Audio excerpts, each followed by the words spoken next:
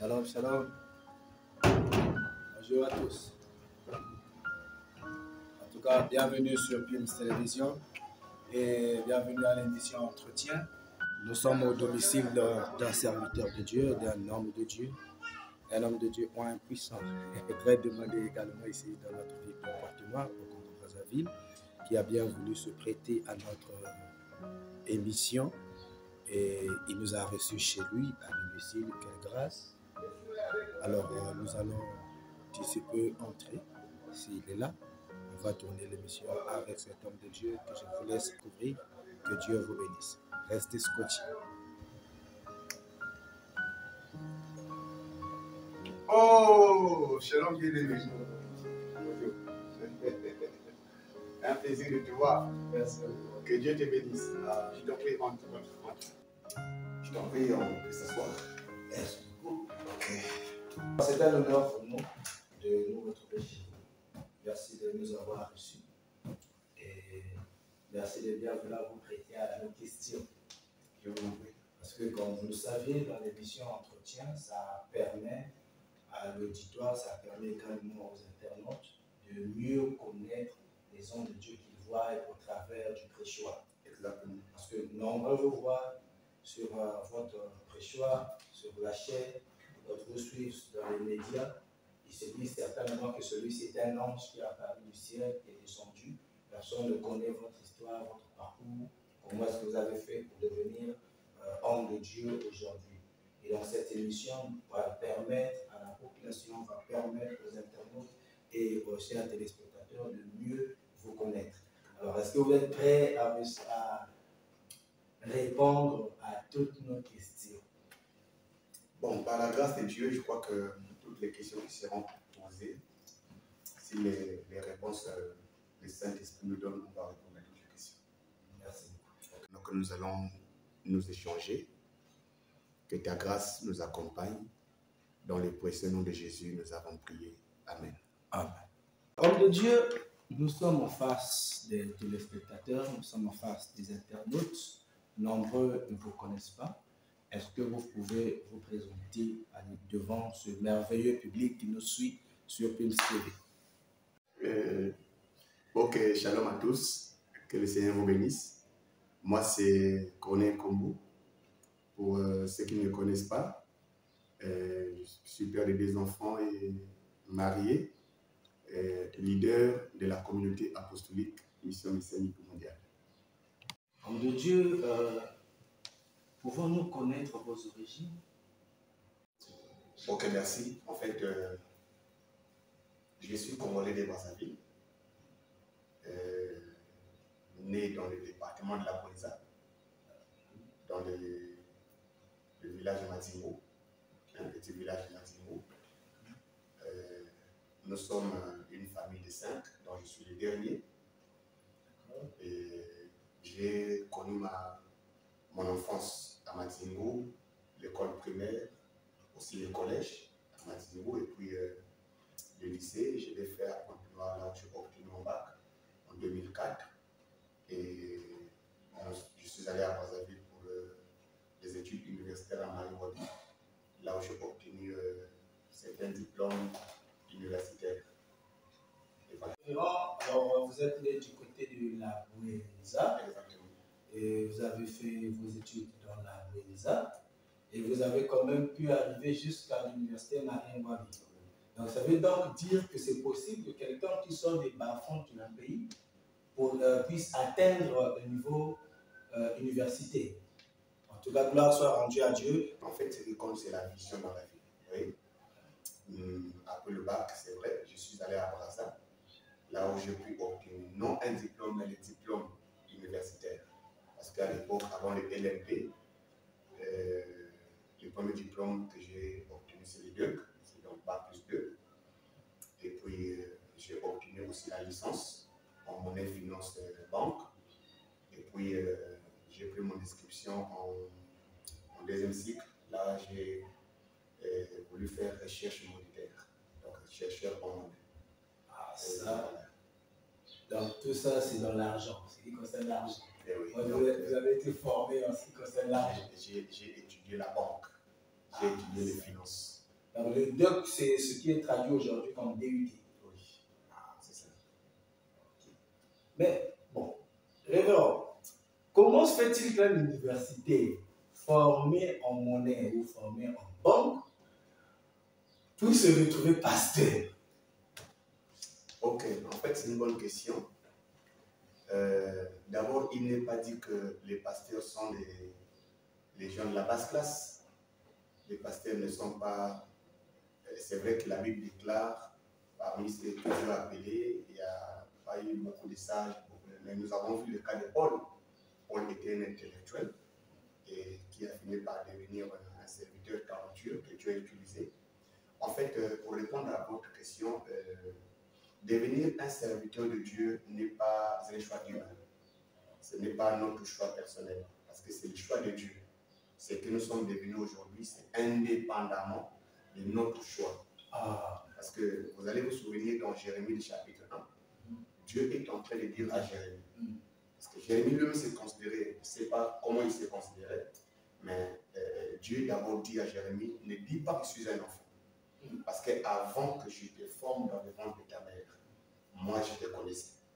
Avant que tu sois né dans ta mère dessus, je t'avais consacré et je t'avais établi prophète des nations. Donc voilà ce que nous devenons dans le futur, c'est indépendant de notre volonté. Et surtout le ministère, c'est une vocation. Le ministère, c'est un appel, ce n'est pas un choix.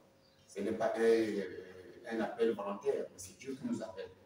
Et je crois que c'est la volonté de Dieu qui s'est fait que je sois devenu celle. En tout cas, sujet pour moi aussi, cas fort. L'homme de Dieu a dit le ministère est un appel, c'est indépendamment de notre volonté. Mais aujourd'hui, nous voyons des hommes qui disent que moi, je dois devenir pasteur. En ce moment-là, est-ce la volonté de Dieu ou la volonté de l'homme? Bon, en fait, on ne devient pas pasteur. Parce que ce que nous sommes aujourd'hui, comme il le dit, ça a été établi depuis l'éternité. Mais l'apôtre Paul, excusez-moi, l'apôtre Paul dit ce qu'il a connu d'avance. Il les a appelés, et ce qu'il a appelé, ils ont enseigné, ils ont établi autres. Donc, moi, j'ai dit que si je peux donner mon humble avis, personne ne peut se réveiller un jour pour dire je dois devenir pasteur. Ça sera une prétention charnelle. Parce que le ministère, c'est une vocation. C'est une vocation divine. Personne ne peut s'appeler lui-même. C'est Dieu qui appelle. J'aime bien ce mot, une prétention charnelle. Merci beaucoup, révérend. Alors, nous allons revenir un peu. Nous voulons savoir quel genre d'enfance avez-vous eu, mais aussi quel genre d'enfant étiez-vous pour vos parents? Bon, je préfère commencer par l'enfance et puis terminer par l'enfant. J'ai connu l'enfance pas trop bien, parce que après ma naissance, je crois 2 ans après, mes parents se sont séparés. Mon père est parti, ma mère aussi est partie, et puis bon, je suis resté à côté de ma grand-mère, là où j'ai grandi. Excusez-moi, révérend, le séparé là, c'est divorcé? Divorcé, oui. Mes parents se sont divorcés après ma naissance, donc 2 ans plus tard, et j'ai été récupéré par ma grand-mère, qui m'a élevé, et qui m'a donné l'éducation selon elle. Donc je n'ai pas reçu une enfance où quelqu'un bénéficie d'un amour parental de papa et maman.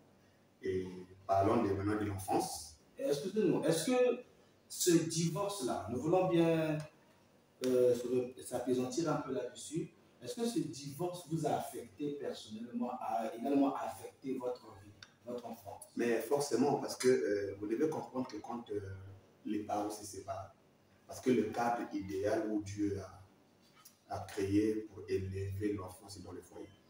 Dans le foyer, papa, maman, les enfants veulent voir leur père, les enfants aussi veulent voir leur mère. Et quand les parents se séparent, les enfants sont exposés. Voyez-vous, l'éducation que nous recevons, ça devient l'éducation qui n'est pas trop parentale. Parce que l'éducation de la grand-mère et l'éducation des papas et maman sont différentes.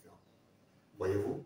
Donc, quand vous connaissez comme les grand-mères et les enfants, voilà. Donc, c'est un peu dans ce sens-là, je n'ai pas reçu une bonne éducation comme telle.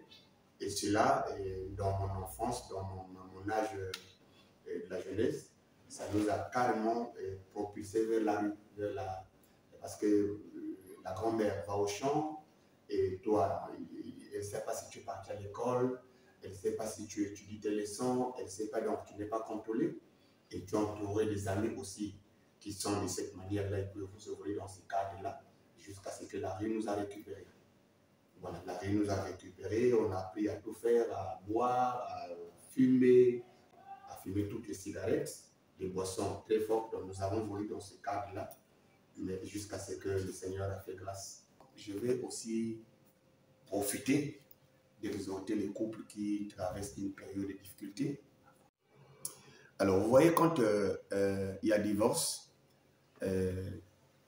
l'un va à gauche, l'autre va à droite, et lesquels qui restent au milieu, ce sont des enfants. Les enfants sont exposés. Et ils ne bénéficient plus de cette éducation qu'ils devaient bénéficier de leurs parents. Et ça pousse les enfants à aller dans la rue. Et vous savez que la rue est destructrice. La rue a détruit beaucoup de gens. Alors, nul a été la grâce de Dieu.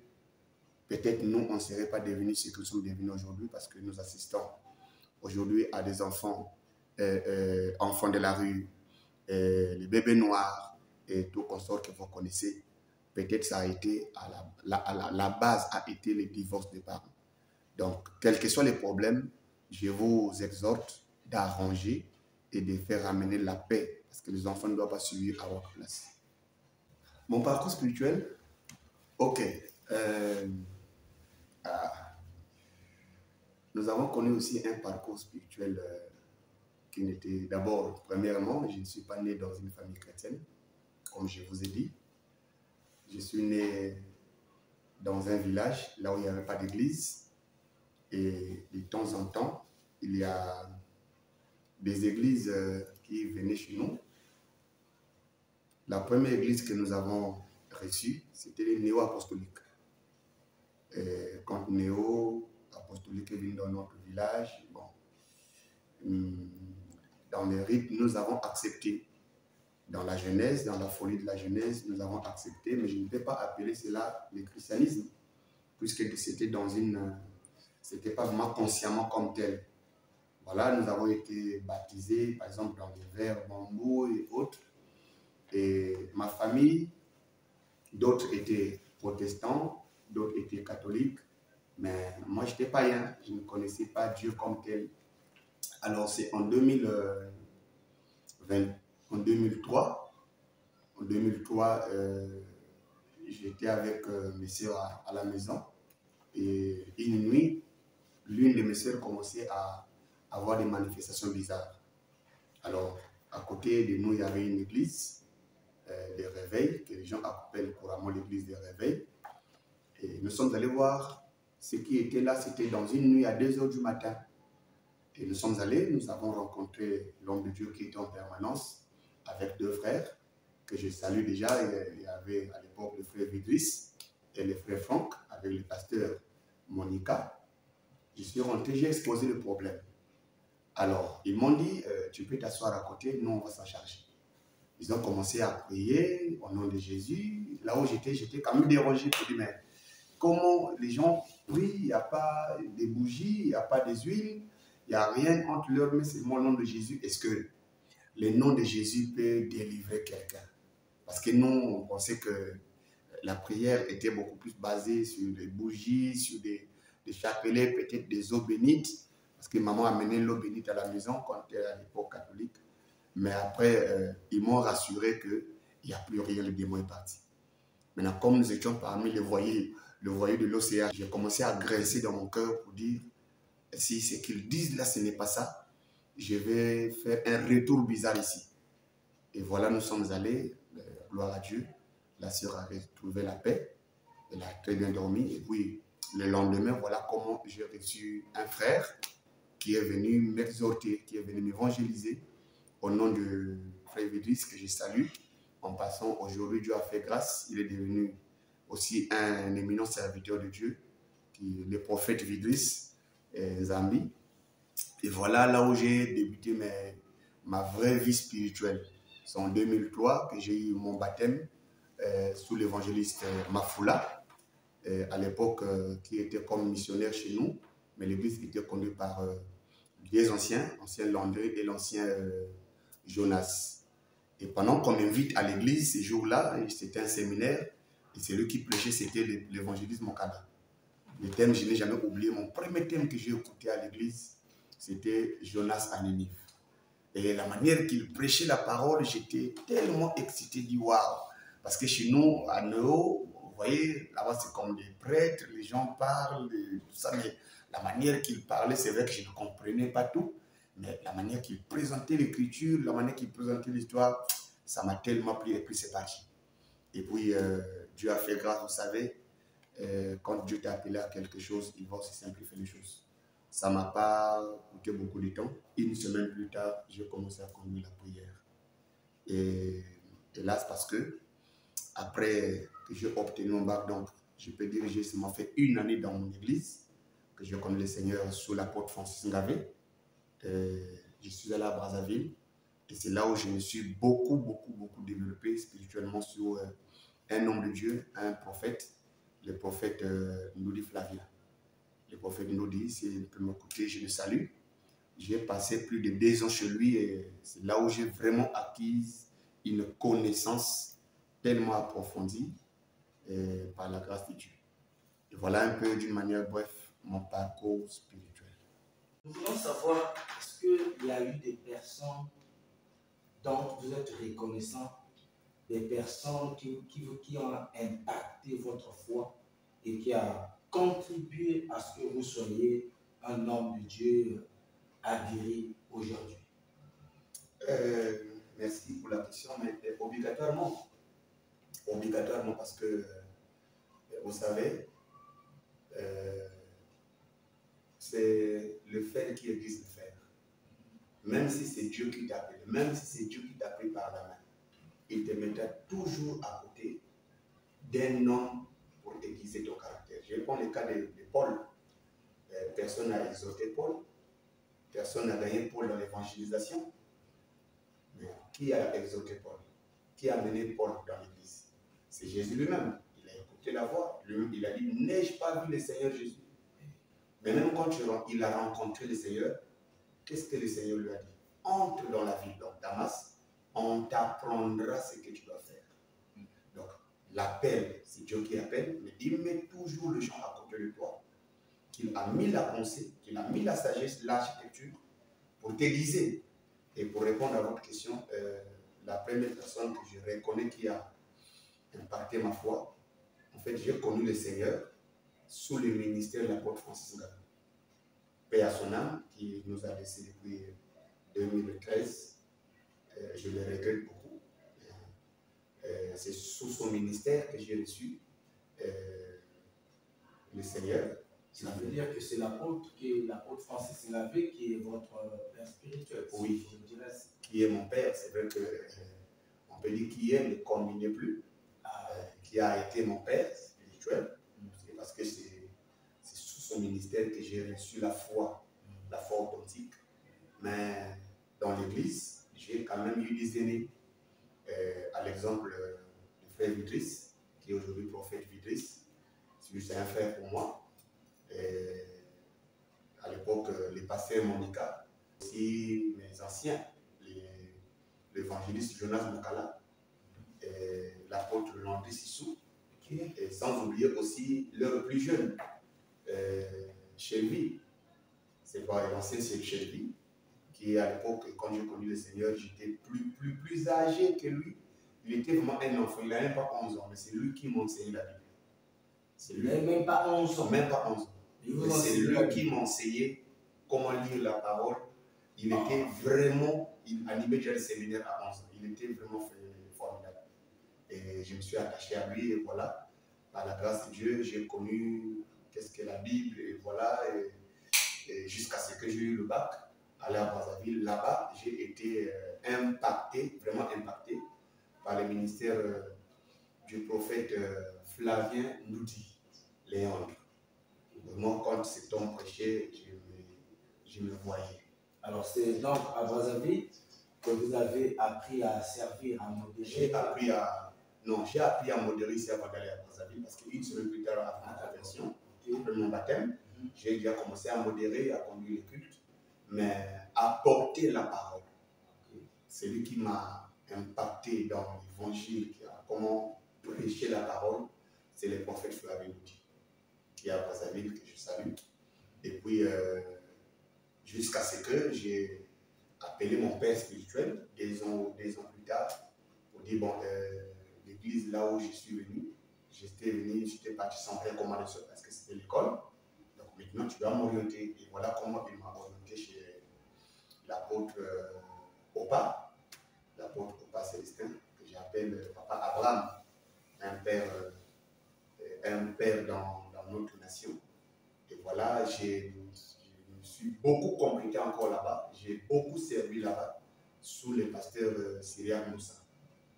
Dans le ministère de Papa Opa, j'ai servi sous le pasteur Syriac Moussa, que je salue au son passant. Voilà, ce sont vraiment mes aînés que je considère. Je les appelle vraiment mes maîtres, parce qu'ils m'ont vraiment impacté. Ils ont compté des conférenciers. J'ai assisté aussi à certaines conférences et à certains enseignements. Et voilà un peu pour répondre à ta question. Alors, dans ce parcours, nous n'avons pas entendu parler de votre baptême. Est-ce que vous êtes déjà baptisé? Mais oui, les baptêmes, d'abord, on ne peut pas être chrétien sans baptême. Tu ne peux pas devenir chrétien parce que le baptême, il faut d'abord bien le définir. Le baptême, c'est le témoignage public de la foi intérieure. Donc, quelqu'un ne peut pas dire qu'il a la foi en Christ s'il n'est pas baptisé. Le baptême, c'est le témoignage. Tu témoignes Christ en public. Tu témoignes Christ devant l'Église, devant les saints. Tu témoignes Christ devant les anges. Parce que c'est un engagement. Tu témoignes Christ aussi devant l'ennemi, devant Satan. Voyez-vous? C'est un témoignage public de la foi intérieure. Parce que le premier baptême n'est pas en fait le baptême d'eau. Le baptême, c'est le baptême en Christ. C'est accepter de mourir, d'être enterré et de connaître une résolution pour une nouveauté de vie. Ça, c'est à l'intérieur. Mais à l'extérieur, il faut le témoigner par le baptême d'eau qui symbolise la même chose. En ce moment-là, l'eau devient Christ. Vous voyez? La mort devient le renoncement aux œuvres mortes et voilà. Merci beaucoup pour cet éclaircissement. Alors, revenons, nous voulons savoir comment cela s'est fait. Comment êtes-vous passé d'un fils, d'un serviteur de Dieu dans une église pour devenir aujourd'hui père d'une communauté? Merci pour la question. En fait, comme je dis au départ, on ne devient pas ministre, mais nous sommes nés ministres. Vous voyez, aujourd'hui, nous commettons certaines personnes, selon mon avis, nous commettons des erreurs dans les appellations. Serviteur, ministre, en fait, c'est la même chose. Maintenant, passer des fils au père, mais effectivement au frère. Aucune personne ne peut naître enfant, demeurer enfant. Après la naissance, tu es un enfant, tu dois devenir fils. Après fils, tu dois devenir père. Voilà, et c'est obligatoirement quand quelqu'un qui a une bonne croissance, il finira par devenir père. Et pour répondre à votre question, le Seigneur m'a appelé pour ça. Ce n'est pas peut-être une autoproclamation, ce n'est pas peut-être un désir personnel, parce que chacun, en dehors de l'appel de Dieu, chacun a des projets personnels. Et dans mes projets personnels, je n'avais jamais imaginé devenir un homme de Dieu. Moi, peut-être, comme je vous ai dit, dans mes intentions, c'est devenir banquier, devenir peut-être comptable, financier. Et je n'avais jamais imaginé devenir un quelconque serviteur à temps plein ou bien comme. Mais c'est la volonté de Dieu. En 2011, mon père, l'apôtre Francis, m'a donné la bergerie. M'a donné la bergerie après le départ de mon frère aîné au Gabon, le pasteur Wilfried. Je l'ai remplacé. Et c'était vraiment une pilule qui n'était pas facile à avaler parce que je sortais fraîchement de l'université, après des missions de gauche à droite qu'ils m'ont envoyé, je suis venu me stabiliser carrément dans l'église pour conduire. Alors, en conduisant, je n'étais pas trop convaincu de ça parce que moi, je suis cadre, il faut que je travaille. Ce n'est pas ça mon ambition. Mais après, j'étais un jour en train de méditer, prier, méditer dans ma chambre, le 11 janvier 2012. Voilà comment j'ai écouté une voix pour la deuxième fois dans mon parcours ministériel, dans mon parcours de la foi. J'ai écouté une voix me parler. La première fois, je l'ai écoutée à Brazzaville, j'étais encore étudiant en deuxième année. Et la deuxième voix, c'était le 11 janvier 2012 dans ma maison, dans mon studio. Et qui m'a répété les mêmes phrases qu'il m'avait dit à Brazzaville, mais que je n'avais jamais compris. Il m'a répété 1 Corinthiens 5, le verset 8. Encore célébrer Christ, non avec les pains de malice, ni les pains de avec les pains de la méchanceté, mais avec le pain sans levain. Vous voyez, il m'a répété cette écriture. Après, il m'a donné en fait la vraie signification de ce passage. Alors, parmi tant de passages qu'il m'avait donné ce jour-là, voilà comment j'ai reçu, j'ai compris en fait que le Seigneur ne m'a pas appelé seulement à être un croyant simple dans l'église, mais à le servir. Et j'ai douté à ça, j'ai demandé au Seigneur, donne-moi un signe qui va me montrer que réellement tu m'appelles au ministère. Et voilà comment les mois se sont écoulés. Du 11 janvier 2012, nous sommes en juin. Et voilà, je rencontre un serviteur de Dieu, un prophète, lors d'une veillée mortuaire, qui m'a prophétisé, qui m'a répété ce que Dieu m'avait dit ce jour-là, ce que l'Esprit m'avait communiqué, la mission qu'il m'avait dit ce jour-là. Et voilà, ça m'a poussé à développer cette pensée pour dire, le Seigneur ne m'a pas appelé à servir les hommes, il m'a appelé à les servir à temps plein, par rapport à ce qu'il m'avait dit. Ce passage-là, parce que vous nous avez dit, vous avez rencontré des prophètes, on a prophétisé, vous avez entendu la voix, jusqu'à là où vous êtes dans la maison de votre père. Oui. Vous êtes sous les pieds de l'apôtre Francis. Oui. Alors, comment ça s'est passé? Est-ce que vous êtes sorti de l'église comme ça, vous êtes parti bâtir, ou il y a encore eu quelqu'un qui vous a pris de force pour vous emmener dans une église? Comment ça s'est passé pour que vous, aujourd'hui, vous soyez ministre de Dieu, leader d'une communauté? Ok, merci. Après avoir reçu l'appel, depuis janvier 2012, le mercredi 11 janvier 2012, quand j'ai reçu les recommandations, j'ai beaucoup attendu. Les prophètes Ézéchiel, que je salue en passant, a porté la précision de la prophétie en juin 2012, la même année. Et même quand il m'a prophétisé, quand il m'a parlé de la mission, dans les détails, j'ai encore attendu. Je n'ai pas été pressé parce que, attendez, je suis berger dans une église. Si automatiquement je sors, même si tu ne dis pas aux gens de te suivre, ils vont toujours te suivre. Alors, pour éviter ça, j'ai demandé à Dieu pour dire, bon, je n'ai pas l'intention de me séparer avec mon père. Parce que l'apôtre Francis, pour moi, a été comme un père biologique. Il n'était pas seulement pasteur ou ministre de Dieu dans ma vie, mais il était carrément mon père spirituel, mon père biologique. Il suivait les moindres détails même de ma vie sociale et autres. Et comme je dis, je le regrette beaucoup. Alors, comment ça s'est passé? J'ai attendu jusqu'à ce que Dieu, qui m'avait interdit de travailler, Dieu m'avait défendu par les prophéties, plusieurs prophéties que je ne servirais pas les hommes, je les servais à temps plein. Et voilà, après notre prière, je dis, mais comment ça va se passer? Je n'avais pas l'intention, je n'étais pas motivé d'aller voir mon père spirituel, je n'étais pas aussi motivé d'aller être pasteur autre. Et voilà comment Dieu m'a donné le travail. Dieu me donne le travail, je suis nommé directeur des ressources humaines dans une compagnie. De août, donc juillet, août, septembre, octobre, novembre, je suis impayé. Et quand je me plains pour dire, mais ça c'est un travail qui ne me rémunère pas. 4 mois sans salaire. 4 ou 5 mois sans salaire. Comment je ne suis pas rémunéré? Alors, je suis dans mon bureau, et comme Dieu, à ce temps-là, était vraiment proche. À ce temps-là. Il y a un temps où Dieu garde par silence. Il y a un temps où Dieu te laisse maintenant travailler. À ce temps-là, Dieu me parlait tellement beaucoup. Et l'Esprit m'a dit, en fait, je ne t'ai pas donné le travail. Ce n'est pas pour travailler que je t'ai envoyé cela, mais c'est pour te faire sortir.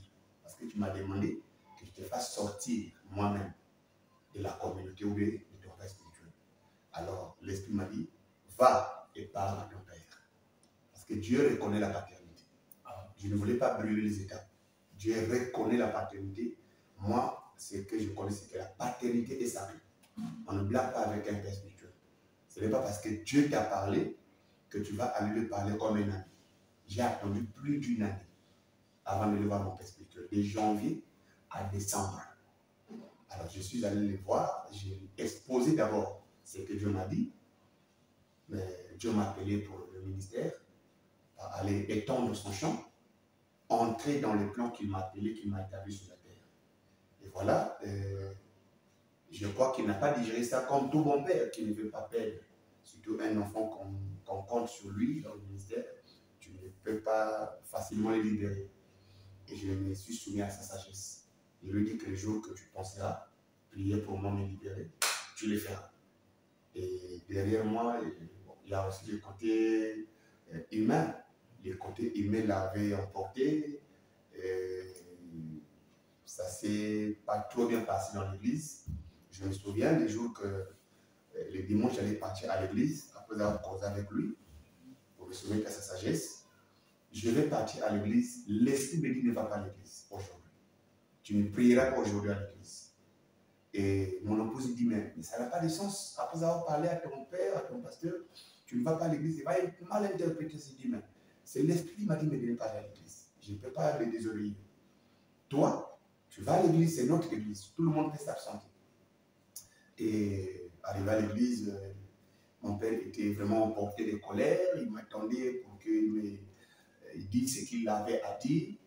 Mais voyons pas, ça a encore doublé sa colère. Et puis il m'a, dans la colère, voilà, comme il a dit, il peut partir, je le libère, voilà, et voilà, et voilà. Et après le culte, quand mon épouse revient, il rapporte ce que le père a dit. Il dit non, je n'ai pas de problème avec mon père, c'est mon père. Je l'ai appelé. Ce jour-là, je l'ai appelé. Il dit non, je viens à la maison. Je suis allé, on a discuté, mais qu'est-ce que tu as fait? L'église, c'est pas comme si tu attendais avec toi. Lui m'a posé la question, mais pourquoi tu t'es absenté à l'église? Je dis non, j'étais occupé. Il n'est pas dit que Dieu m'a dit, il n'est pas venu. Je dis, j'étais occupé. Mais non, moi, quand j'ai vu ton absence, je me suis dit, tu es allé commencer l'œuvre, voilà, voilà, voilà. Et j'ai dit ce que j'avais à dire. Mais tu n'es pas obligé de le dire. Mais non, on va faire comment avec toi? Lui m'a proposé pour dire, comme j'ai déjà dit à l'église, que tu es un rebelle, que tu es déjà parti. Si tu reviens dans l'église, ça serait une confusion pour moi. Je préfère que tu ailles. Le temps viendra, je ne viendrai plus pour toi. Voilà comment je me suis séparé de mon père. En tout cas, c'est un témoin authentique que je ne cache rien. Je ne me suis pas révélé. C'est bien au contraire lui qui avait pensé de cette manière. Parce que je connais que quand on s'est révélé comme un homme de Dieu, il y a des représailles. Ce sont des gens qui sont consacrés. Ils ont reçu l'huile sainte sur leur tête.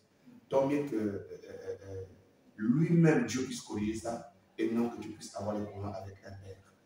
Vous voyez, David, il a reçu l'onction royale. Il pouvait dire, bon, c'est moi le roi, c'est moi, c'est moi.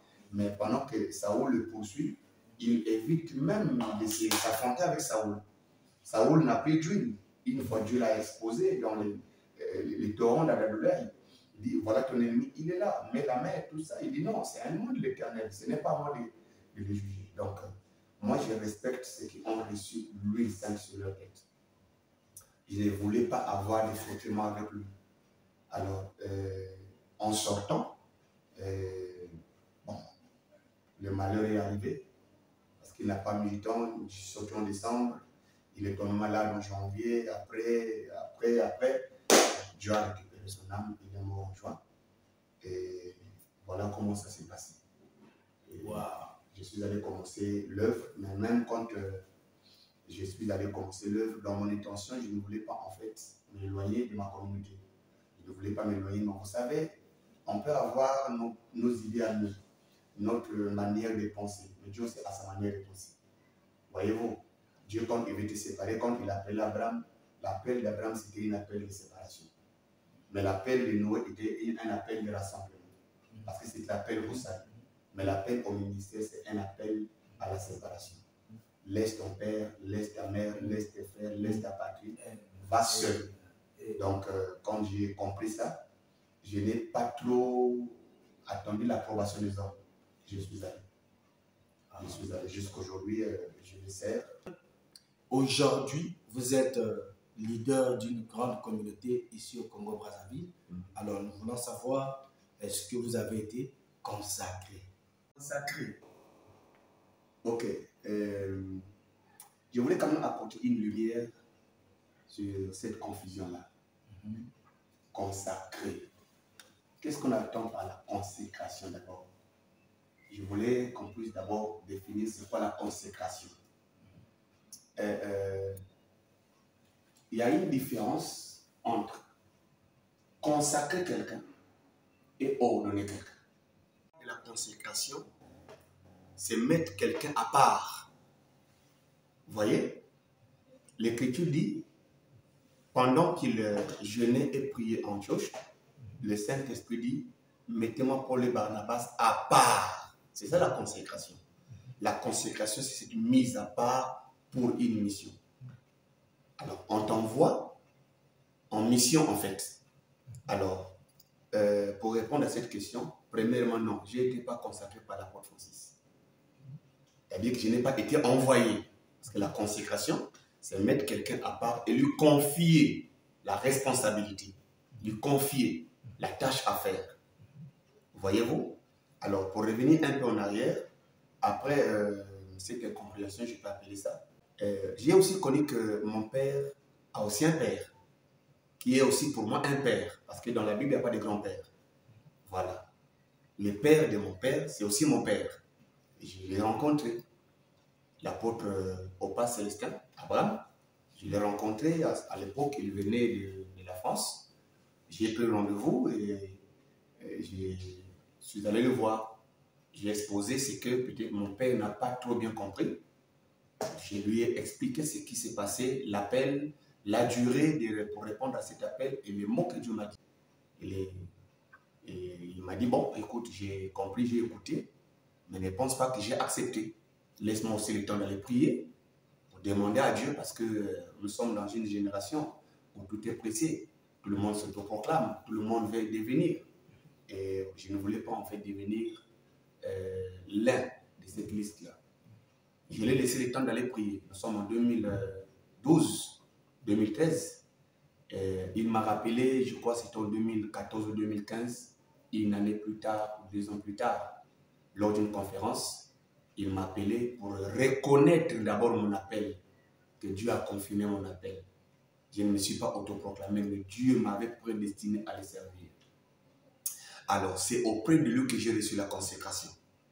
C'est-à-dire que quand je parle de la consécration, suivez-moi très bien, ce n'est pas l'ordination. La consécration, c'est prier pour quelqu'un, l'envoyer pour une mission.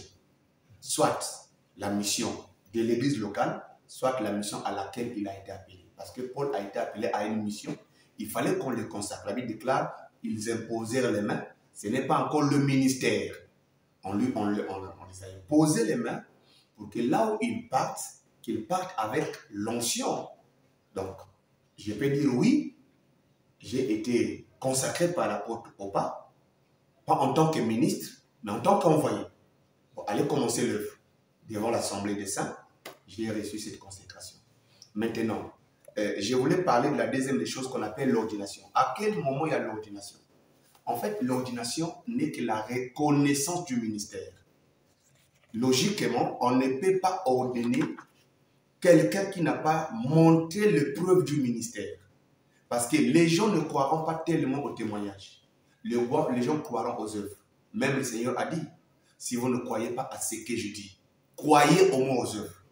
Donc, on reconnaît un ministre par le travail qu'il a fourni, par l'œuvre qu'il a produite.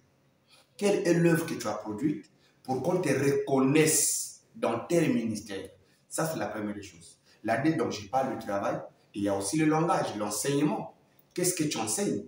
Raison pour laquelle, pour que le Pierre et les autres apôtres, la colonne, puissent reconnaître Paul et accepté Paul, ils avaient besoin de savoir qu'est-ce que Paul prêche, partout là où il va. Quel est le message que Paul apporte partout là où il prêche? Le midi, 14 ans plus tard, je revenais vers les plus considérés pour venir miroiter mon enseignement. Voir est-ce que ce qu'ils ont reçu du Seigneur, c'est exactement ce que j'ai reçu du Seigneur. Maintenant, en fait, les hommes sont appelés à reconnaître et à établir. Mais c'est lui qui consacre, c'est Dieu. L'homme ne peut pas dire à un homme, viens, je te consacre pasteur. Ça, c'est une mauvaise conception. Le ministère n'est pas une nomination. Le ministère, c'est une vocation. C'est Dieu qui a choisi. Et quand Dieu t'a choisi à être évangéliste et que les hommes t'ont ordonné pasteur, entre ce que les hommes ont dit, ont fait et ce que Dieu t'avait prédestiné, lesquels sont dans l'erreur? Ce sont les hommes. Donc moi, je comprends que le ministère, d'abord, n'est pas une étape. Le ministère n'est pas de l'étage pour dire on te consacre d'abord un ministre donné et plus tard, on va te consacrer. L'appel là où Dieu t'avait appelé, ça c'est une mauvaise manière, une mauvaise conception. Le Seigneur, quand il appelait les apôtres, tout le monde n'était pas âgé. Il y avait des gens qui étaient moins âgés que lui, il y avait des gens qui étaient plus âgés que lui. Mais comme il les appelait à être apôtres, il les a établis apôtres. Peu importe leur âge. Ceux qui sont pasteurs, ils sont pasteurs. Ceux qui sont évangélistes, sont évangélistes. Ceux qui sont appelés à être prophètes, ils sont des prophètes. Donc, vous êtes consacré, mais pas encore ordonné. Voilà. Je suis consacré, mais l'ordination demande que les gens viennent voir le travail. Quel travail que je fais et quel est l'enseignement que j'apporte. Et dans l'église, excusez-moi, et dans l'église là où je suis envoyé, et dans le corps de Christ aussi. Quel est le message que j'apporte? Et c'est là où les aînés reconnaîtront quel est le ministère à laquelle Dieu m'a appelé. Si je comprends bien, vous avez donc été consacré au service de Dieu par l'apôtre au pasteur Augustin pour que vous allez démontrer c'est à quoi de votre travail, les fruits de mon appel. De votre appel. Voilà. Et une fois que aujourd'hui Dieu a fait grâce, vous avez donc une communauté, c'est après que l'on ait vu les fruits que maintenant on peut venir vous ordonner. Voilà. Dans mon ministère. Dans votre ministère. Voilà. Donc, pas un ministère provisoire. Parce qu'il y a des gens qui croient qu'il y a un ministère provisoire et un ministère définitif. Ça, c'est pas biblique. Parlons de vous. Parlons de vous. Donc, actuellement, vous êtes consacré pour l'œuvre de Dieu, mais vous n'êtes pas encore ordonné. Donc, d'ici là, mais l'ordination, c'est pourquoi finalement? Bon, nous allons aussi en profiter de parler de ça. Si Dieu peut faire grâce, je crois que ça ne serait tardé. Ça ne serait tardé. Peut-être cette année. Ça dépend de mes aînés qui vont reconnaître le travail qui a été abattu. De parler de l'appel, nous sommes en train de parler de la consécration. Mais est-ce que vous pouvez nous expliquer exactement ce que c'est l'appel de Dieu? Parce qu'aujourd'hui, nous avons beaucoup de jeunes qui aiment l'évangile, qui aiment la parole. 2 ans, 3 ans après, ils se retrouvent de l'autre côté à lever la main. Il se dit prophète, comme vous l'avez bien su le dire aujourd'hui. Il a commencé pasteur, il est aujourd'hui devenu apôtre. Il a commencé frère. On ne sait pas comment il devient prophète. Mais vous concernant, ou aussi pour aider les bien-aimés serviteurs, servantes qui nous suivent, comment est-ce qu'on reconnaît cet appel au ministère? Merci pour la précision de la question parce que tu as commencé à dire comment reconnaître l'appel. Parce que l'appel, il y a 2 types d'appels. Il y a l'appel au salut, il y a l'appel au ministère. Vous voyez, l'apôtre Paul a présenté ces 2 appels dans Actes des Apôtres, du chapitre 20. Quand il a visité l'église d'Éphèse, les anciens d'Éphèse, il a dit, je ne mets aucun cas de ma propre vie, pourvu que j'accomplisse premièrement ma course. Tout homme de Dieu a d'abord sa course personnelle à accomplir. La course personnelle, c'est quoi? Mais c'est le salut. Avant de sauver les autres, toi-même, tu es d'abord sauvé. Dieu nous a appelés premièrement au salut. Premièrement. Est-ce qu'il me fait comprendre? Donc, c'est ça le premier appel. Et l'appel au ministère, tout le monde n'est pas appelé à devenir ministre. Il n'y a pas une école pour former les ministres. Mais on voit les théologiens qui sortent, qui deviennent les ministres. Bon, pour ça, je m'abstiens. Je ne les condamne pas. Mais je préfère me réserver de ne pas répondre à cette question. Ok. Ok, donc nous revenons pour dire que, en fait, pour moi, ça peut aussi devenir. Parce qu'il y a ce que Dieu appelle authentiquement.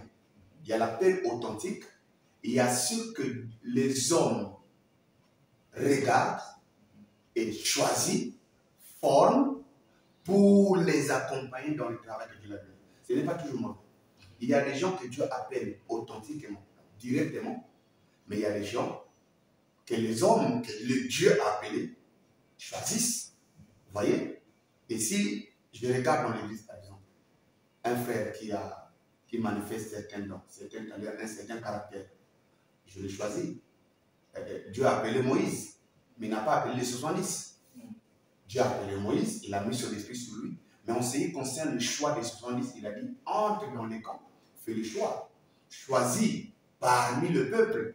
C'est que tu vois, il donne les critères. Consacre-les, qu'ils travaillent avec toi. Donc, il y a le choix de Dieu, il y a aussi le choix des hommes. Et toutefois, c'est pour travailler dans le même champ. Alors, pour revenir sur votre question, le ministère, j'ai dit que ça ne se donne pas. Même si c'est vous qui choisissez l'enfant. L'enfant va toujours dégager une certaine trace. C'est à quoi Dieu l'a appelé. Ça, toi, tu le reconnais. Mais on ne nomme pas quelqu'un que moi, je te consacre pasteur, moi, je te consacre évangéliste. Nous n'avons pas reçu ce mandat-là. Nous avons reçu le mandat de faire le choix de former. Dieu lui-même me met le sceau. Et toi, tu reconnais, c'est à quoi Dieu l'a appelé. Voilà un peu si j'ai répondu à la question. La question, c'était... C'était comment reconnaître l'appel. Voilà, reconnaître l'appel. D'abord, Dieu utilise plusieurs moyens. Il y a ce que Dieu appelle, comme je dis directement. Il y a aussi que les hommes, par l'évangélisation, par une fois que tu donnes le service, et ça brûle, ça monte. Vous voyez, ça devient comme une passion. Et non seulement de ce que toi-même tu sens, toi-même tu vois, il y a aussi ceux qui ont reçu le don, par exemple le don de la prophétie, ils vont commencer à te parler, c'est à quoi Dieu t'a appelé. Donc il y a ce que toi-même tu reçois, il y a ce que aussi les autres reçoivent pour toi. Et ça c'est très important, il faut toujours comparer. Est-ce que ce que toi-même tu as reçu, c'est compatible à ce que les gens te disent? Je vais parler par exemple du ministère. Dieu t'a appelé, toi-même tu as reçu un ministère évangélique. C'est ce que Dieu t'a dit, tu es convaincu que c'est ce que Dieu m'a dit. Mais comment tu le sais? Mais oui, mais Dieu parle. Dieu n'est pas un Dieu étranger qui ne parle pas. Dieu parle. Okay. Il a dit à Paul, donc, voilà. Quelqu'un qui dit que je ressens, moi, le ministère prophétique, appelez-moi prophète, il a raison. Alors. Non. On n'appelle pas quelqu'un prophète sans preuve. Je parle des preuves. Il y a les preuves du ministère. Vous voyez? Parce que dans ce que tu dis, c'est ton témoignage à toi-même. Mais quelles sont les œuvres que tu produis? Les œuvres même témoignent de toi, ce que tu es. Ce n'est pas ce que tu dis qui est plus important. Mais c'est ce que tu es, ce que tu fais. Ce que les gens voient. Il ne faudrait pas qu'on appelle quelqu'un prophète, mais on ne voit pas le ministère prophétique en ce moment-là. Qui est menteur, Dieu ou bien toi? C'est ça le problème. Quand quelqu'un dit, je suis prophète ou je suis apôtre, il faudrait qu'on puisse voir les traces dans le langage, dans le travail, dans l'architecture, dans la sagesse, dans les manières de bâtir les choses. On peut conclure.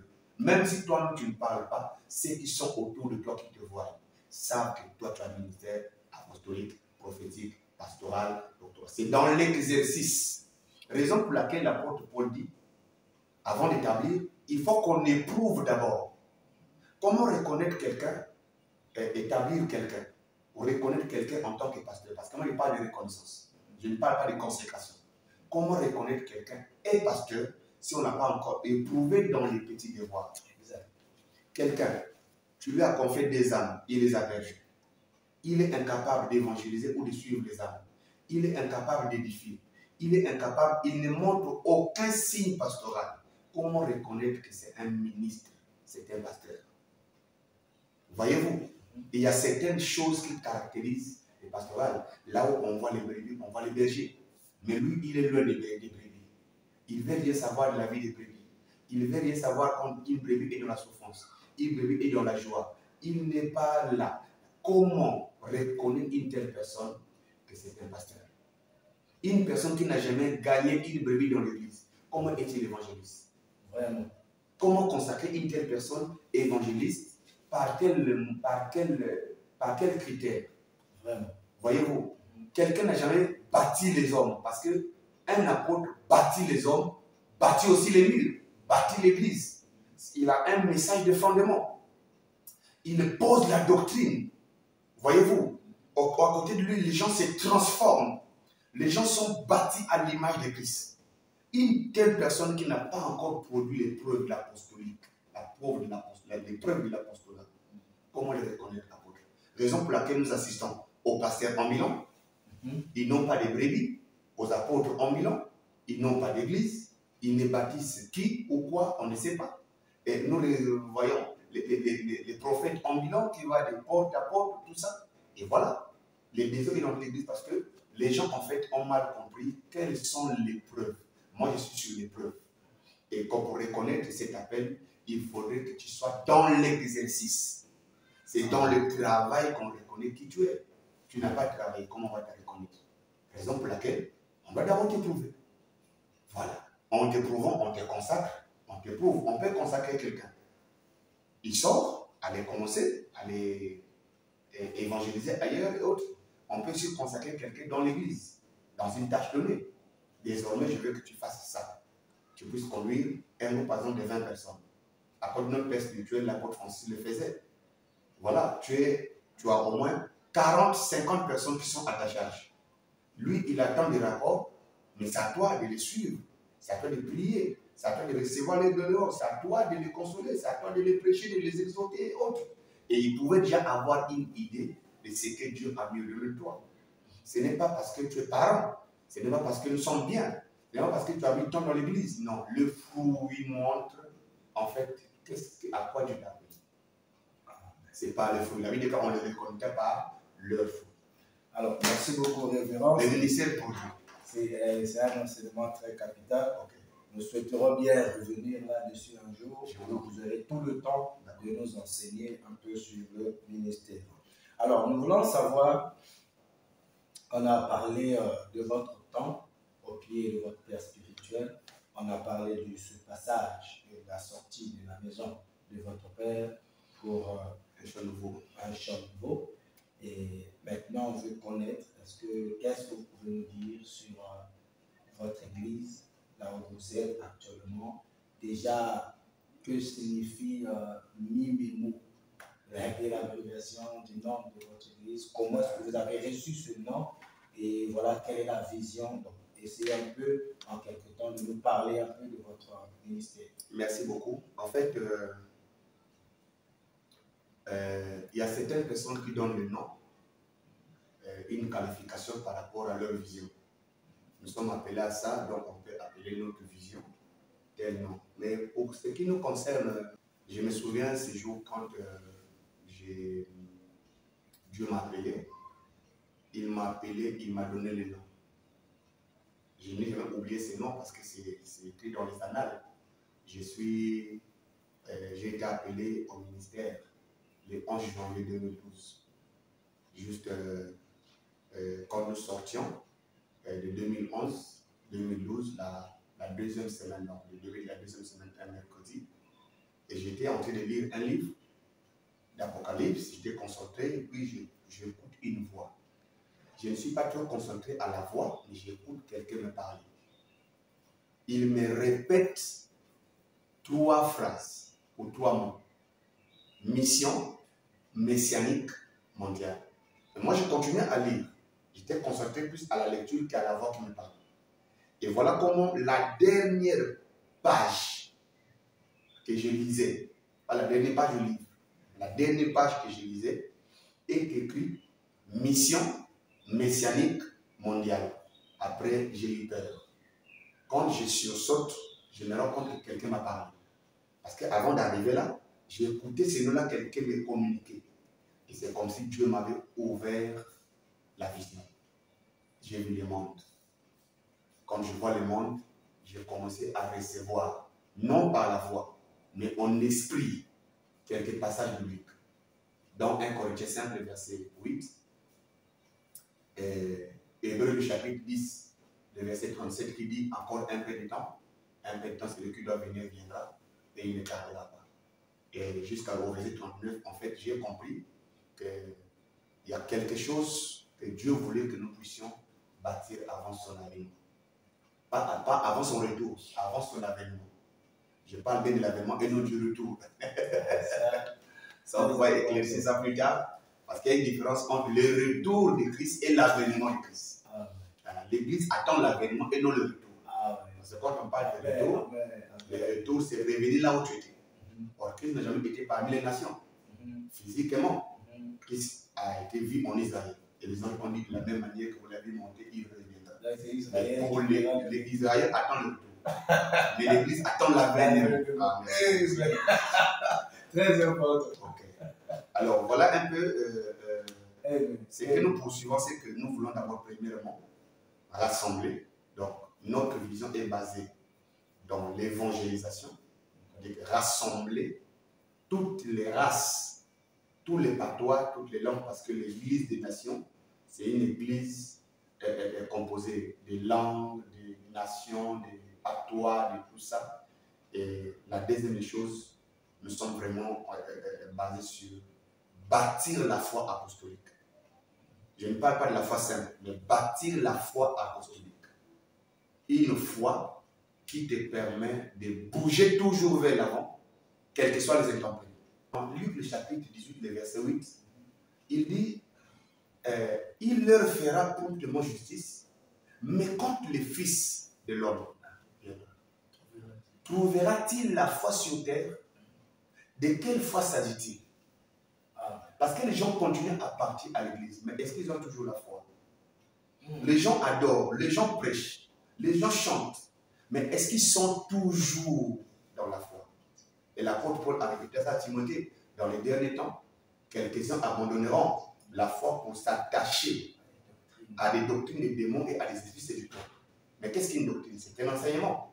Si quelqu'un s'attache à une doctrine, il a toujours la foi. Mais si c'est une foi qui a été déroutée, une foi qui a été vaincue, il continue à croire, mais il n'a plus la foi bâtie pour attendre le retour ou l'avènement de Christ. Voyez-vous? Et le problème que nous avons aujourd'hui, c'est ça. C'est que les gens s'attachent à la doctrine des démons. La doctrine des démons, ce n'est pas qu'on vient dans l'église, on enseigne Satan, on appelle le nom, vous savez, notre Seigneur, Satan. Non, non, non, non. La doctrine des démons, c'est une doctrine de séduction. C'est un enseignement qui n'a rien à voir avec l'avènement de Christ. C'est un enseignement terrestre. Et en passant, je vais dire, l'église n'est pas terrestre. La nourriture de l'église aussi n'est pas terrestre. L'église est céleste, il faut lui donner la nourriture céleste.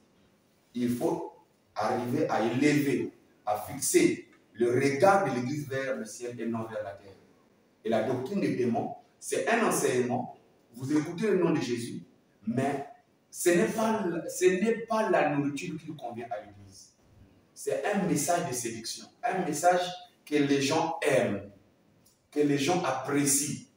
Mais quand vous revenez dans le véritable message, dans la véritable parole, l'église t'arrive. Les gens n'aiment pas ça. Les gens n'aiment pas les messages de la sanctification. Les gens n'aiment pas les messages de la crainte de Dieu. Les gens n'aiment pas plus la doctrine apostolique. Et nous croyons que nous sommes en train de poursuivre ça parce que c'est la mission que Dieu nous a donnée. Amen. Amen. Alors, la valeur ajoutée de votre ministère, de votre communauté, c'est quoi exactement dans le monde? Parce qu'aujourd'hui, il y a déjà beaucoup d'églises. Alors, qu'est-ce que vous et votre ministère apportez de nouveau dans mon pays, par exemple le Congo? Qu'est-ce qu'il y a de différent que le Seigneur vous a dit pour que vous nous annonciez cela?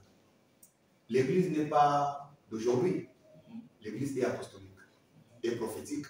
Raison pour laquelle l'apôtre Paul disait, vous avez été édifiés sur le fondement des apôtres et des prophètes. Pourquoi les apôtres et pourquoi les prophètes? Parce que ce que les gens ignorent, c'est que l'église est dans le temps. Et pendant que nous sommes dans le temps, il y a des périodes. Il y a les aujourd'hui de l'église. et il y a le lendemain de l'église. Vous voyez, aujourd'hui de l'église, c'est quoi? C'est la marche de l'église, les vécus de l'église, ce que l'église doit être aujourd'hui. Ce que Dieu veut que l'église pratique aujourd'hui. C'est ça, les fondements apostoliques. La foi, la crainte de Dieu.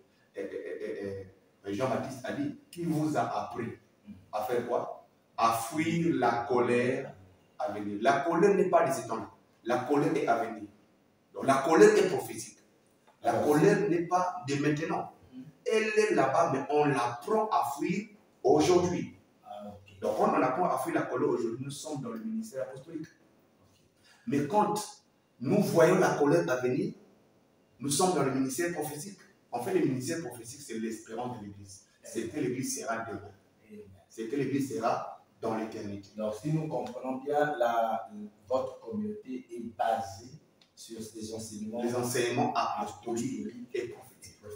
Nous bâtissons la foi d'aujourd'hui pour devenir ce que Dieu veut que nous devenions demain. Ah, merci. Voilà. Alors, aujourd'hui, nous parlons d'une communauté. Est-ce que vous pouvez nous dire combien d'églises a pu être repassées? Le mot communauté, c'est juste rassemblement. Okay.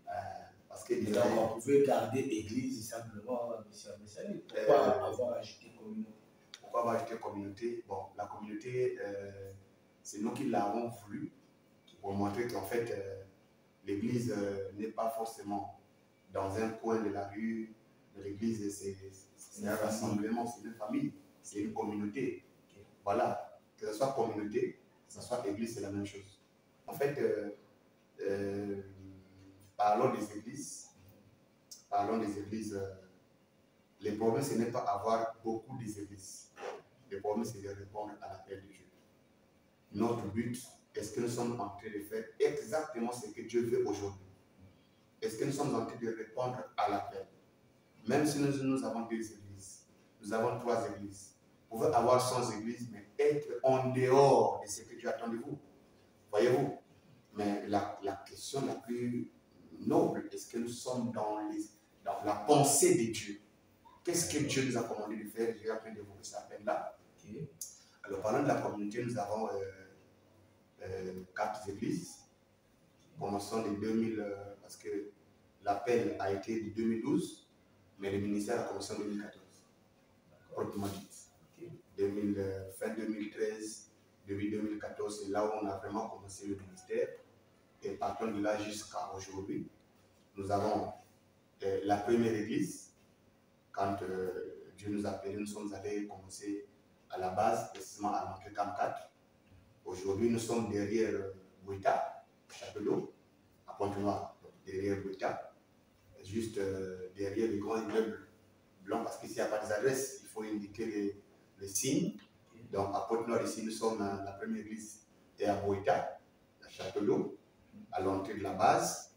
Et la deuxième église est à Tissé, ici, donc, au commencement de Vindoulo, arrêt station X1 de Kimbanguiste, parce que c'est là où on commence même Vindoulo. Troisième ruelle à gauche dans la ruelle de la station. C'est là où se trouve la deuxième église. La troisième église, je parle d'abord de Pointe-Noire. La troisième église se trouve sur l'avenue Tister, dans le quartier de Bikemo, là où conduit le berger Ecclésiaste. C'est lui qui conduit là-bas. Je le salue en passant. Au château d'eau, il y a le berger Dardiche qui est là. À Vindoulo, il y a le berger Dardiche Picodi, un fils bien-aimé, vraiment un précieux fils. Et à Vindoulo, ici, il y a le berger Wilfried Moula, oui, qui est celui qui a les commandes ici. Mais nous avons aussi une extension, donc une église à Brazzaville, dans le quartier La Base, arrêt station dans la ruelle Pascal Namaba numéro 23. Rue Pascal Namaba numéro 23. Et là-bas, nous avons notre berger, le pasteur Jean-Pierre Sissako. Voilà un peu ce que nous sommes en train de bâtir en tant que lieu de rassemblement. De combien d'années déjà? Bon, l'espace, nous sommes déjà à notre 11e année. 11 ans. Si je compte avec l'année de l'appel, nous sommes à la 2e année. L'année de l'appel et dans le récit, parce que je compte pour l'année de l'appel. Voilà, l'année où Dieu m'a appelé, comme c'est en 2012, 2024, dont nous sommes à notre 2e année. Dieu, on a parlé de votre histoire. Merci déjà pour toutes ces informations que vous nous avez apportées et de tous ces enseignements également que vous nous avez donnés par ces témoignages. Je vous en prie. Alors nous voulons savoir un peu, une fois que vous avez accepté l'appel de Dieu, jusqu'aujourd'hui, quels étaient les moments forts de votre parcours et est-ce qu'il y a eu des moments également de faiblesse? Disons comme ceci, dans l'apostolat, il n'y a pas de moments faibles. Mais dans la marche, il faut quand même souligner ça. Parce que même les moments faibles, ce qui est faible pour nous peut être un enseignement pour Dieu. Et les moments faibles, je vais commencer par là. Les moments de soucis, les moments de pleurs. Nous en avons eu. Ça ne peut pas manquer pour toute personne que Dieu a appelée au ministère. Je vais commencer d'abord, le premier point, c'est que ce qui m'a beaucoup affaibli, beaucoup bouleversé, ça a été les jours que j'ai répondu, les jours que je me suis séparé de mon père spirituel, les jours que je me suis éloigné de ma communauté, de mon église, la restauration. Alors, ça a été un temps dur pour moi. Parce que ce n'est pas facile de te séparer avec ta famille. Ce n'est pas vraiment facile de te séparer avec ceux auxquels tu es habitué. La restauration, mon église, était une famille. Je peux dire la première famille. C'est vrai que la première famille est biologique, mais la famille qui me considérait plus, qui était attentive à moi, ce n'était pas facile pour moi de me séparer. Et j'ai constaté quelque chose. Quand je me suis séparé de mon père, j'ai senti un vide en moi. Un vide, ça veut dire que même quand je commence à prêcher, je dis aux gens, Dieu est avec nous, je prêche, j'écris, mais moi-même, je me sens vide. Je sens quelque chose m'a quitté, quelque chose s'est éloigné, quelque chose m'a laissé. Et ça a commencé à me culpabiliser. Ça a été un temps très difficile pour moi.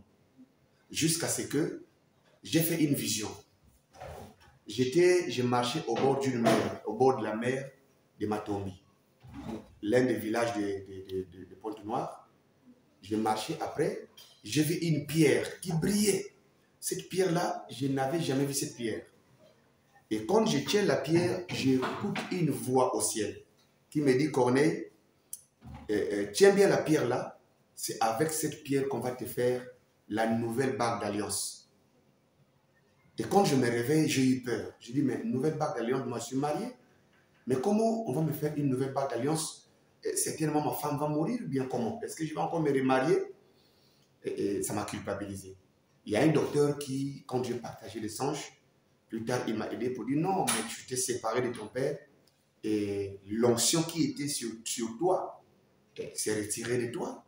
Et Dieu va mettre une nouvelle huile sur toi, une nouvelle onction, une nouvelle alliance avec toi. Ça m'a conforté, ça m'a réjoui. Alors, l'autre point faible, c'est que, vous savez, dans le ministère, nous avons connu des fils.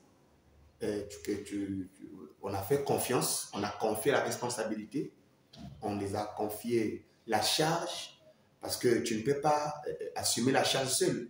Il faut choisir, il faut former, et il faut établir, il faut mettre confiance.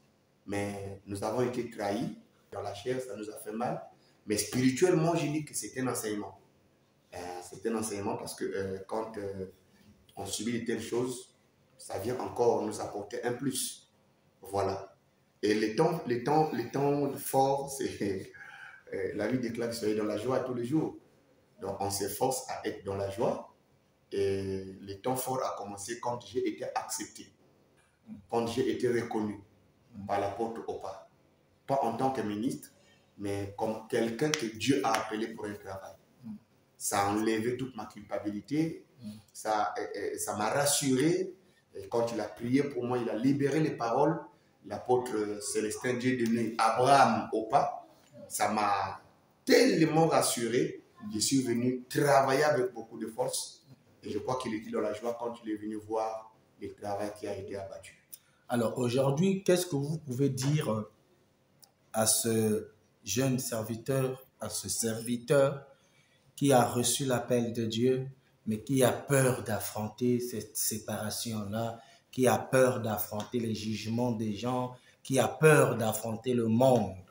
Qu'est-ce que vous pouvez dire à ce monsieur? Oui, ce que je peux dire, c'est d'abord, premièrement, les encourager de croire à leur appel. Parce qu'il y a deux choses. L'homme que Dieu a appelé, tu connaîtras les pleurs. Tout le monde a connu les pleurs, mais si c'est Dieu qui t'a appelé, il finira toujours par accomplir ce à quoi il t'a appelé.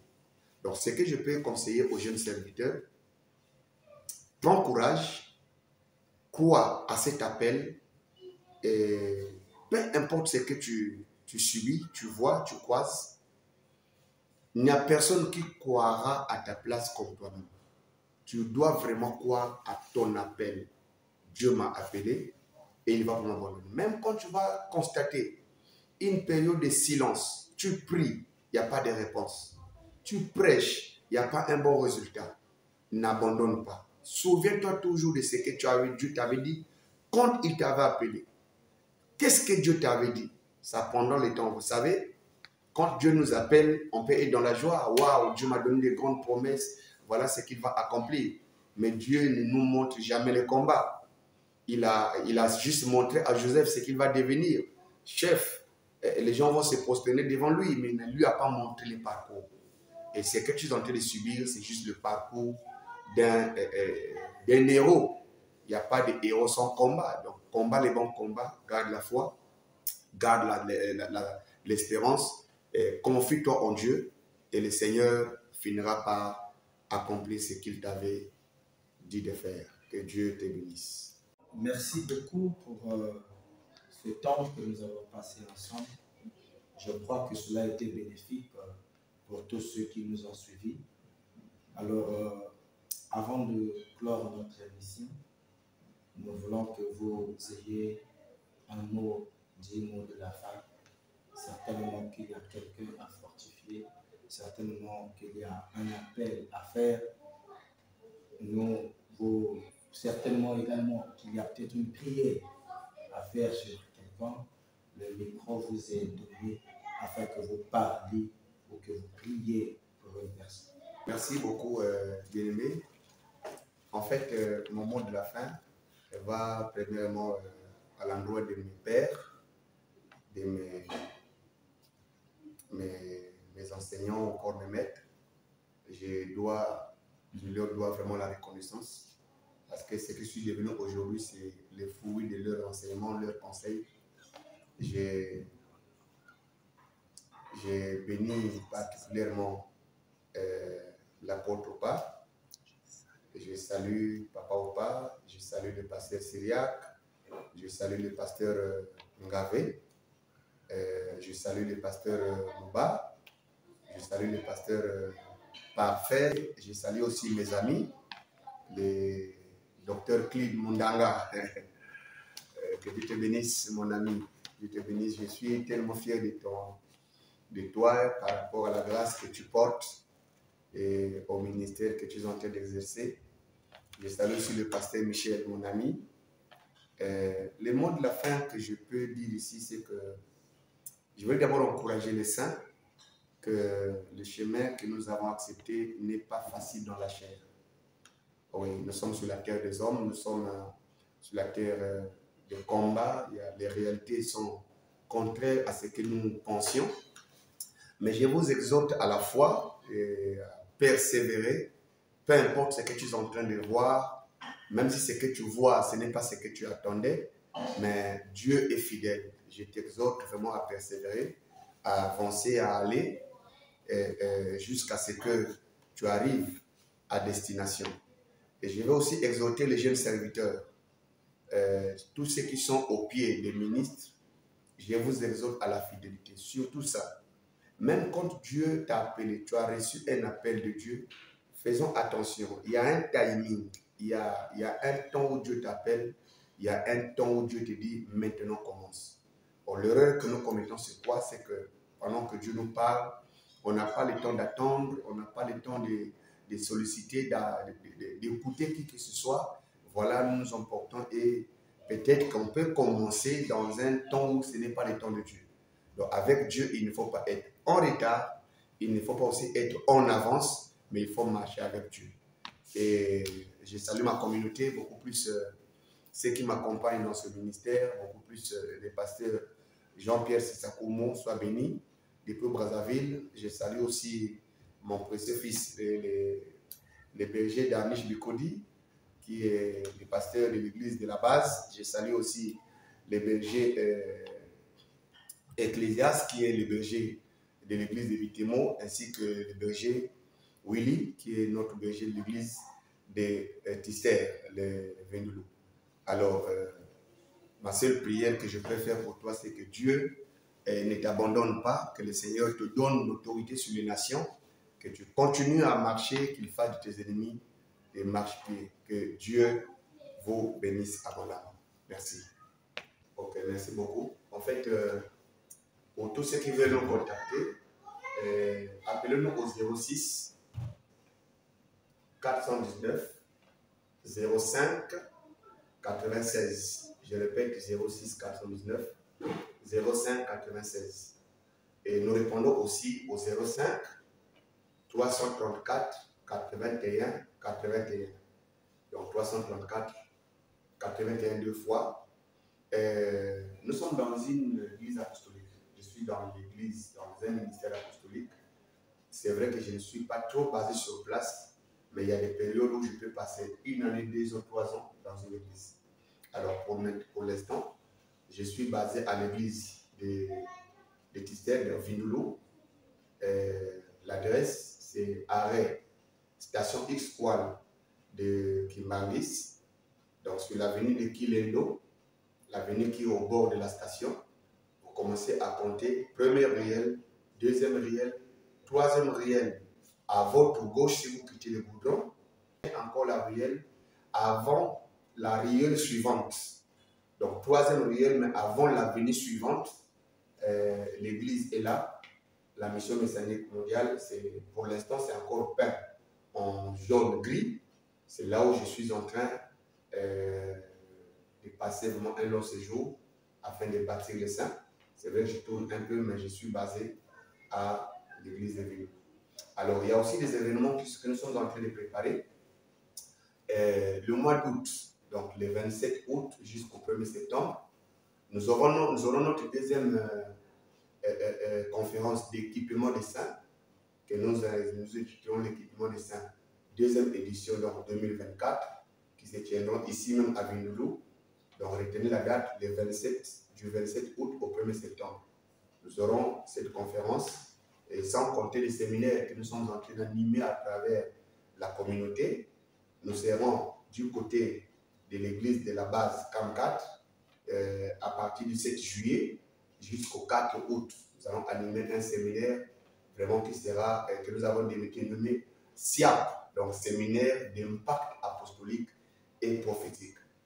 Voilà, vous aurez tous les détails peut-être dans les prochains jours. Nous aurons un long séminaire pendant peut-être près d'un mois afin de bâtir les saints. N'hésitez pas à nous contacter, soit par WhatsApp. Les deux numéros sont numéros WhatsApp pour nous contacter. Et nous avons aussi un compte Facebook. J'ai un compte personnel. Vous cliquez juste Corneille Combo, mon nom va apparaître. Les logos, oui, la photo de profil, il y a un aigle. Et nous avons aussi un groupe de la communauté. Vous cliquez juste Communauté apostolique mission messianique mondiale. Vous allez voir notre communauté là où nous postons les enseignements, les vidéos et autres. Merci beaucoup pour ce beau temps que nous avons passé ensemble. Alors, nous voulons également rappeler aux chers internautes que Pulse TV est une chaîne chrétienne où nous mettons en valeur les enseignants et l'enseignement du Christ revenant ici du Congo-Brazzaville. Alors, tout soutien de votre part n'est pas mauvais. Toute offre est acceptée. Nous avons besoin de tout matériel, tout appareil audiovisuel. Si Dieu t'a touché, te convainc pour pouvoir soutenir cette chaîne, ce sera une bonne chose. Et nos numéros sont également affichés au bas de l'écran pour tout contact. Alors, homme de Dieu, merci beaucoup. Je vous dis à la prochaine. Merci. Merci beaucoup.